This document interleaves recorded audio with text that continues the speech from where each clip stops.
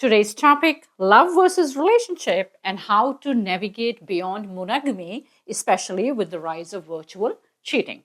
To start with, love is a feeling and a relationship is an arrangement of companionship and togetherness. We all know that. And of course, relationships are most successful and last longer when they are based on genuine feelings of love. But here's where it gets tricky. Love and relationships are not the same thing, and the distinction between them is where many problems in relationships begin. First, let's start with love. Falling in love is a process. We meet someone, we fall in love, and naturally we want to be with that person. There's a desire, there's commitment, maybe we take vows, and we carry on with the relationship. But here's the thing. Love is a feeling and relationships are behaviors. And as we all know, feelings can change. The problem starts when we fall out of love because, like I said, love is a feeling and a relationship is a behavior and arrangement. These two don't always line up as neatly as we would like to. And it's completely natural that over time, the dynamics in a relationship change. Our habits change, our likes and dislikes shift. For example, your eating habits might change, your wake and sleep schedule might shift, your life goals might evolve, and suddenly one person wants more out of life while the other person wants something completely different. When this happens, the relationship begins to change, and often that's when people begin to step out of a relationship and cross boundaries by cheating to fulfill their desire for love elsewhere, because everybody has the need to fall in love and need to be loved. Now, I have had many patients who come to me saying, Dr. Grover, he or she should not have fallen in love with someone else. And I always remind them, here we go, that falling in love isn't something that we can control. It's the feeling and emotion that comes unexpectedly, just like that, because these two things, love and death, are uninvited guests. They don't make appointments, they just show up, right? But here's the crucial part. By falling in love might not be in our control. How we act on that love absolutely depends upon us. Choosing to step outside of a relationship and cheat is a behavior. And as human beings, we have the ability to control our behaviors. Some people who don't want to cheat will end the current relationship before pursuing someone else. That's an example of choosing what they see as the right behavior. Others, however, might decide to stay in their current relationship, suppress their desires, and carry on their commitment. But this choice becomes even more complicated when we consider the virtual world. Now, let's talk about virtual cheating and emotional cheating.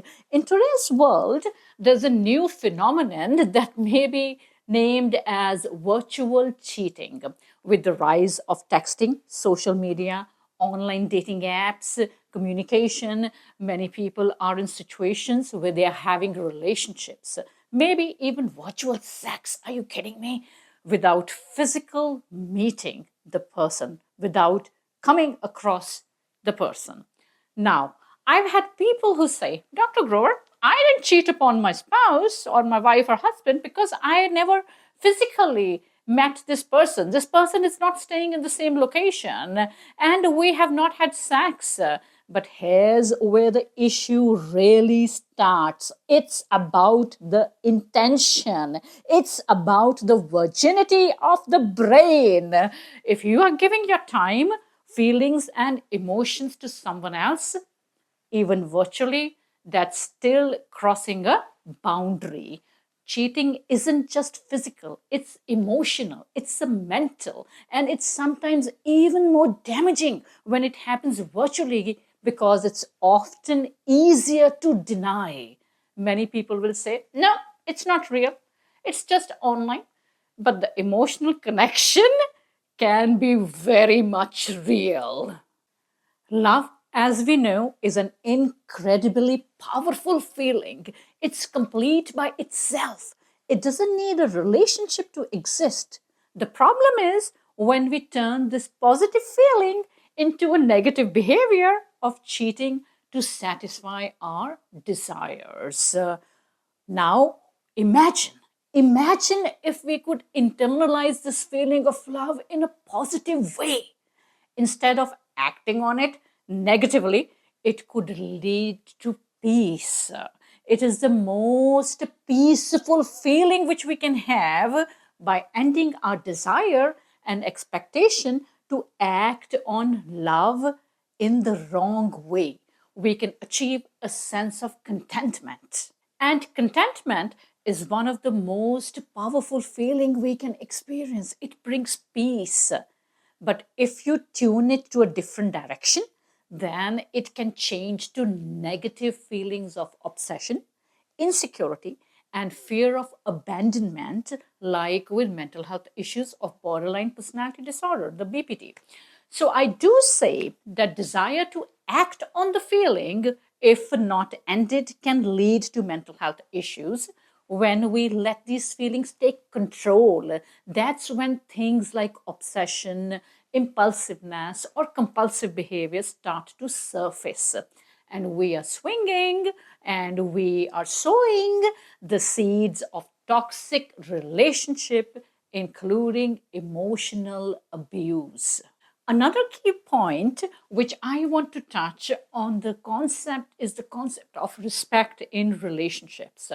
Respect is essential to make a relationship work because, in many cases, and in most of the cases, respect comes before love. Many people choose to stay in relationships because they respect the commitment they have made. Even if they've fallen out of love, they honor the vows that they took. And that's how they continue in the relationship. But what happens when self respect gets involved?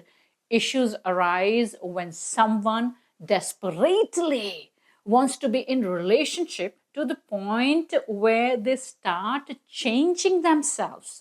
They alter and even diffuse their personality, their lifestyle, and sometimes even their appearance to please the other person and to keep the relationship alive. Not a good idea. Why I say not a good idea? Because it becomes more difficult when cheating is involved. I have seen people who try to change themselves to match the person, their partner, whom they are cheating with, changing their hairstyle, body image, lifestyle, all of that to retain their partner. And here where the comparison starts. But here's the thing, if you change who you are at your core to make someone else happy, you are losing both who you are and you're not respecting yourself. And if you don't respect yourself, how can you expect someone else to respect or love you? That's not possible. Eventually, you'll end up being the most unhappy person, not only in a relationship, but as a whole, as an individual. To conclude, we did talk about love as a feeling, relationship as a commitment, and whether you want to act on your love or not, it depends upon you. And plus, also respecting yourself and respecting the other person and not entering into virtual cheating or emotional cheating. So, what I would like to say in the end, falling in love with someone is not something we can control, but what we can control to know how is how we choose to act. We have the power to walk away from the person whom you love. It is necessary to preserve your existing relationship. We are not helpless. And don't forget, as a human being, you can be powerless in the present world, but certainly you cannot be helpless. At the same time, we have to recognize that we cannot force someone else to fall in love with us because there's no word as enforced relationship in this world. So I would strongly suggest to those people who are impacted by the toxic relationship and disrespecting themselves, that stop being a victim. Take charge of your life. You can make it or you can break it. So if you liked this video, please don't forget to press the bell and the thumbs up. Till then, have a good night, have a good day, have a good life, fall in love, and be in relationship.